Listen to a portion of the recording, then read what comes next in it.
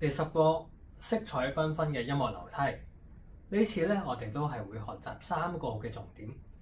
第一個咧，我哋就會學習一個完整嘅8度嘅音程啦，同埋佢嘅唱名係點樣。之前我哋就學過道、來、咪、發、蘇，之後咧我哋就會學埋那、提、都呢3個音。第二個重點咧，就係我哋會認識音名啦。咁音名咧係幫助我哋咧之後去睇五線譜咧，係需要認識嘅一個重要嘅組成部分。到最後咧，我哋就會學識 C 和弦同埋 G 和弦。咁有咗呢2個和弦之後咧，我哋呢一課裏邊咧，其實都設計咗大量嘅自彈自唱嘅一啲練習啦。咁其實幫助學生咧可以分開唱同埋彈和弦嘅呢個感覺。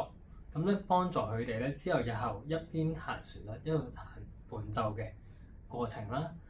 與此同時咧，自彈自唱對於小朋友嚟講咧，亦都係一個非常有趣嘅一個教學活動。